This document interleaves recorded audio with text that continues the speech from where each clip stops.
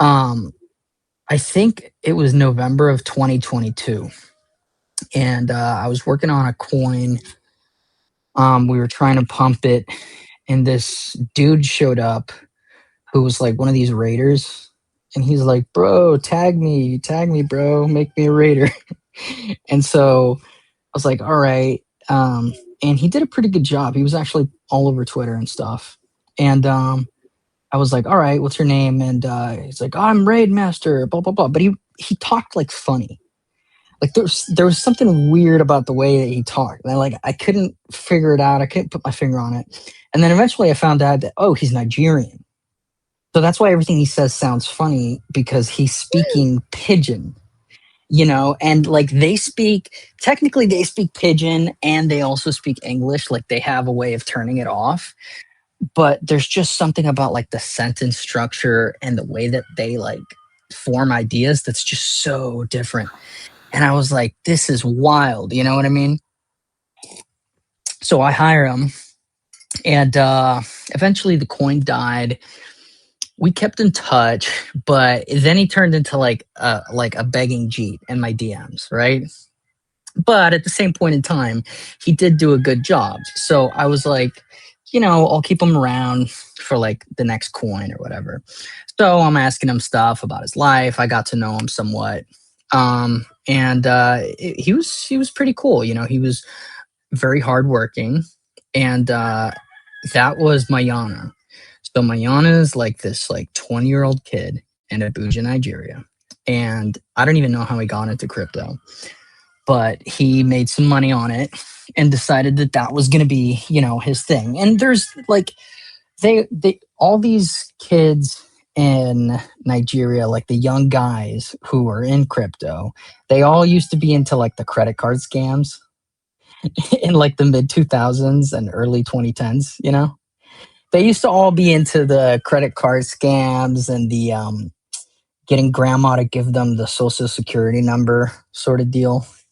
And they've just naturally, moved over to crypto because it's more of the same. So, yeah. Then he introduced me to some of his friends.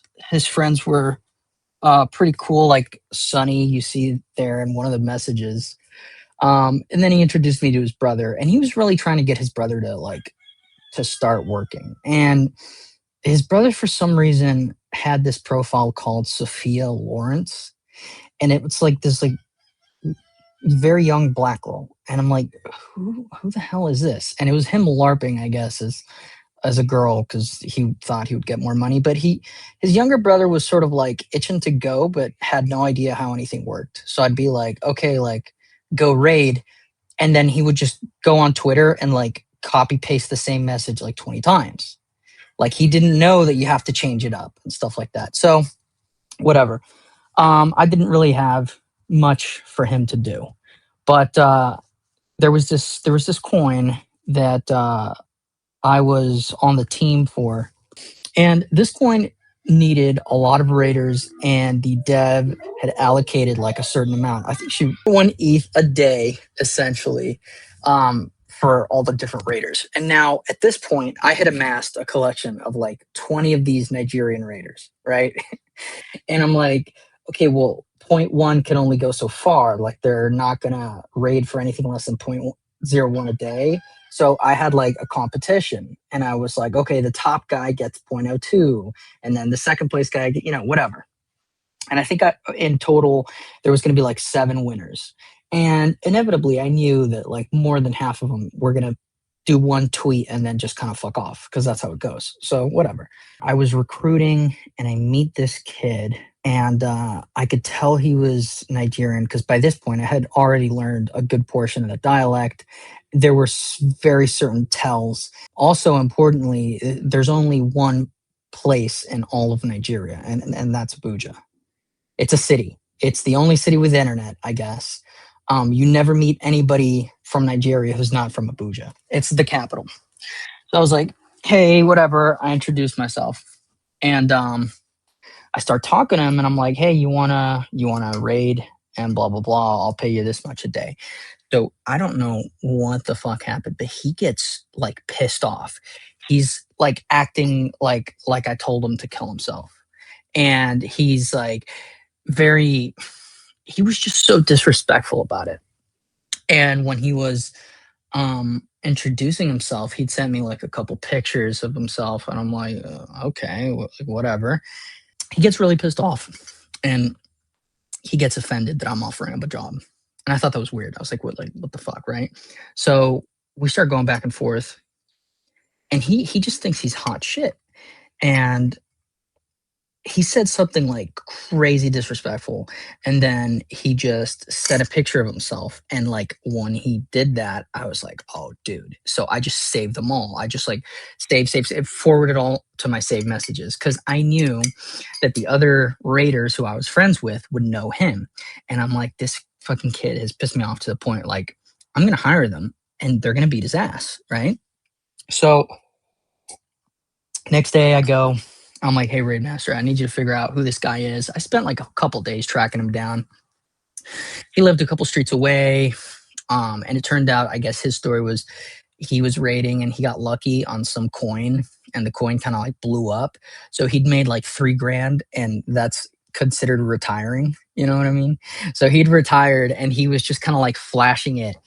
And the kid really thought he was hot shit. Like he just went and hung out at the community pool like every single day and took pictures and whatnot. And so I tell Raid Master, I'm like, Raid Master, listen, I need you to go. I need you to get at like a team of dudes. I need you to teach them a lesson. All right. I need you to go beat them up. Okay. Well, he freaks out. He's like, no, I can't do this. Oh, well, initially he told me yes. And then I caught him in a lie. He was like, oh, I'm going this afternoon. Oh, I'm doing blah, blah, blah. And then he wasn't about it. Like he was lying. He was like procrastinating.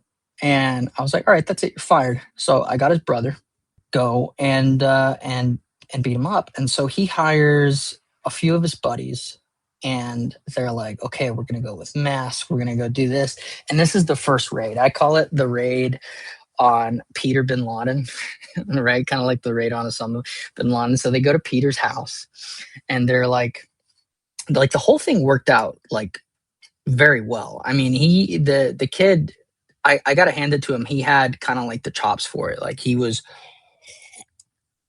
ready. They brought all the stuff they needed, the rope, whatever.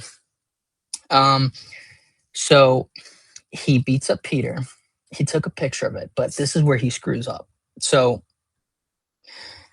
I guess he moved up his mask when he was trying to take a picture. I guess because he was fumbling around with his phone.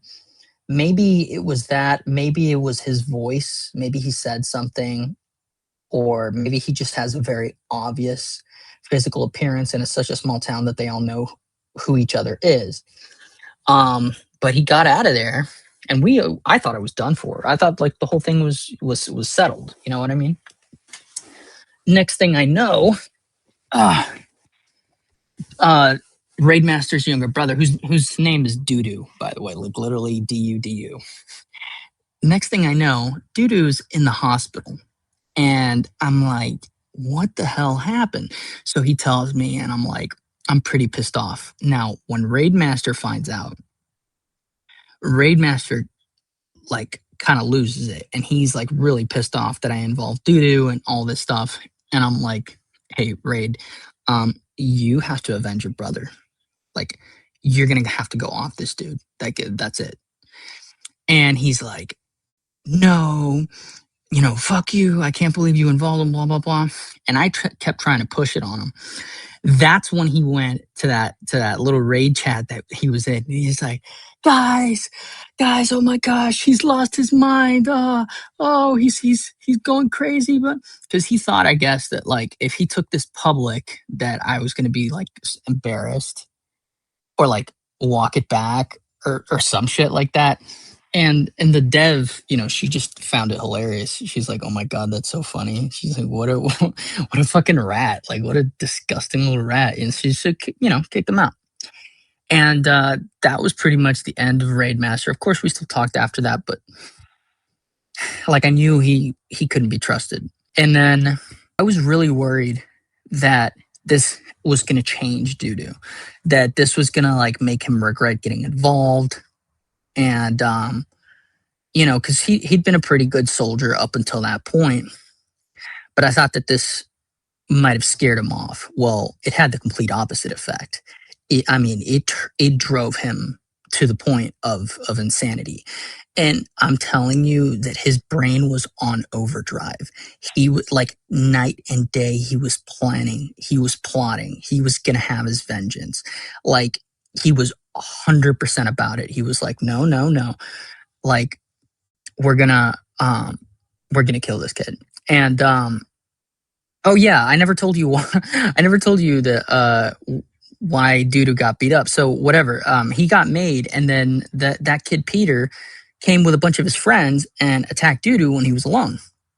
So he was just at his house, I guess, doing computer like schoolwork. I think they were still like COVID stuff, but he was just home alone. His parents were working, and Mayana was out eating chicken that morning. I remember that. And so they just came and they just beat the shit out of him. And they fucked up a couple of his ribs and his face. And he had to go to like the little ER clinic and whatever. It was a big ordeal.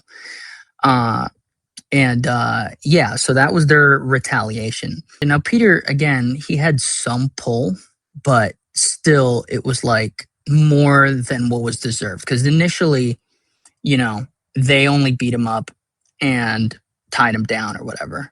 And then they like really beat the shit out of Dudu. So now Dudu's crazy. He wants revenge. He wants to kill Peter. And I'm like, okay, well, how are you going to do this? Right? Like, how's this? Like, if you're actually going to do this, like, how are you going to do this? So he starts telling me about these guys, and he's like, the cultists. And he sounds like so sure. Like it's like 100% deal. I'm like, what the fuck? Who are these cultists? So he starts telling me about this group of guys. So there's these dudes who live, and this is a quote, past the rocks. I guess there's like some rock wall or something on the outskirts of Abuja. These guys live past that, and they're a cult. And I don't know who they worship, but they love violence. It's their thing. They get off on violence. They love it. They live for it. They don't have any use for money. All they care about is violence. So they paint their faces and they just like fight like nonstop, like all day, lift weights, and just beat the shit out of each other, and then drink and smoke hash. That's their thing. So he's gonna hire them. And I'm like, okay. So he goes over there. He has his initial meeting. He comes back and he's like, yeah, listen, they're definitely down. I'm gonna have them. Then he gets his getaway driver, and I'm like, okay, so he's like going step by step. And I can tell he's very Fez, shut up and give me my money. I can tell he's very detail oriented. Fez, shut up and give me my money, bitch. So he goes and talks to them, and he has his initial meeting. And he's like, all right, this is what I'm going to need. This is what, and he doesn't say like an amount of money, which I find hilarious. He tells me in units of hash. He tells me in like bottles of liquor. So he needed one bottle of liquor and several whatever things of hash grams for the initial meeting, and then when he went back, and then for the actual day of, right? So I'm like, damn, these guys sound serious. This is cool. So I'm like financing the whole thing. And I think, between the driver, between the cultists, and the other things that he bought, he probably spent like $160, which again is a ton in Naira. But he's serious about it, and he's like unwavering dedication. Like, I'm so proud at this point. I'm like, Raidmaster was such a pussy, and he just backed down and like didn't even after they came and hit his brother. Like, dude, if that happened to my brother, I would lose it. I'd go nuts. Like I would have killed Peter myself, but he just didn't care. But I was so proud of Mayana. And finally the day's coming, and I'm like, okay, well, listen, stand back. I want you to stand back, stand by. I want you to tell them the instructions. And he made sure that they had phones, like they had their Android phones, whatever, they could take the video. Like, I want this to be filmed, and I told him what to say. And I was like, just give them the instructions, and I don't want you to go. Like, I don't want you actually deployed on the field as a unit. One, because he was still injured at this time. Like, this had only been 3 days after he got out of the ER clinic thing. So he's still got a fractured rib. He's still taking his pills. He was, if anything, he was going to hold him back. And also the way that he like screwed up on the first raid, I didn't want him there. And I just kind of knew that he would be a liability, and also just it would be unnecessary risk. Unfortunately, by that point, I had already given him enough money that he didn't need any more money, and so I didn't really have any leverage to tell him don't go. So it was really just up to him whether he was going to listen to me or not, and of course he didn't, because he was just blinded by the rage. I think he wanted to pull the trigger himself. I think that he wanted to be there, you know, and so he went, and I didn't hear from him, and it like a few days passed. And I remember the point that I started getting worried. It was like 30 hours later. It's like I still haven't heard a peep, and I'm like, dude, like where the hell is Doodoo? Because remember, Raidmaster knew nothing about this. He had no idea. I would be on Telegram talking to Raidmaster about some coin or some bullshit like that on one, and then plotting this whole thing with Doodoo on the other, and Raidmaster had no clue. And it's like 4 a.m. It's like the middle of the night. And he sends me this message, bro, I can't find Doodoo. We can't find Doodoo. So he's lost. He's just gone. Like nothing. And I'm like, well, what do you mean he's lost? He's like, we have not seen from him. We have not heard from him. He's like, last thing he say he was going to go do something for you. What did you do? And I was like, oh, shit, should I tell Doodoo? And not, he's like, please, bro, please. And I'm like, fuck, well, if the kid's lost, like me, I thought at this point, maybe the cultists had just taken his money and like abducted him. I thought, oh man, maybe the cultists just said that they were gonna agree and like backstabbed him. So I was like, shit. And I told him, okay, well listen, he went to the land past the rocks where the cultists live, the men who paint their faces. Okay. That's where he went. That was his last location, And he's like, "What, dude?" When I told Raidmaster this, he loses his mind. He's like, "No, no, why would you do this?" He's like, "Those men wicked, those men wicked." So I told him, listen, this is the last place we went. When I told him, he like freaks out. He's like, why would you do this? And I was like, well, because we're gonna kill Peter. And he's like, no, oh my god. So he's freaking out. He's crying. He's looking for him. He's calling all different places. Can't find him. Another 12, 14, 16 hours go by. And when he was looking for him, I remember telling him like, yo, I saw his phone was online, but that was just his mom's phone. Because he had signed into Telegram on his mom's phone when he ran out of data on his line. And his mom had gone on his Telegram to look, whatever, but she didn't. Yeah, she was just looking around and couldn't find anything. I guess she didn't read through the conversations, or he had too many chats, and she was just like, I don't know how to use this. So it wasn't actually him who was online. I was like, shit, okay, well, finally, I get word that they got a call from the local jail that Doodoo was in custody and was being held on charges of kidnapping and attempted murder. What had happened was that they went with the getaway driver to the land outside of the rocks. They got their guys. He had the hash. He had the liquor. They go all the way to Peter's house. And now Peter, you got to understand a little bit about the way that people hang out in Abuja, but they just kind of sit on their porches as like a default. You know what I mean? Like if they're just hanging out, they won't hang out inside in their living room, like on the couch. They just kind of sit on the outside, on the porch. I don't know why, but they chill on the porch. That's what they like to do. Is that why they call them porch monkeys, bro? That might be why. That really might be why, and it makes sense, and that tracks. But so he's on his porch, of course, and now his buddies weren't there with him, but they were nearby because his buddies are, naturally his neighbors. But he had told them to expect retaliation, I suppose, and to kind of hang around in case. They weren't going to go do any of those things. They were going to be sort of near Peter, hanging out in his proximity in case. So they pick him up. And before he really realizes it, like they've already gotten him, he's like flailing around. He's just kicking. He's just like, ah! And one at the point where they went to tape up his mouth, he started screaming because I think he was trying to fight them off, or he thought that he could. And then at that point, he realized, like, oh, I'm going to be silenced. It's ogre, right? It's ogre. Like, if I get pushed into this trunk, they're never going to hear me. So he just lets out this scream.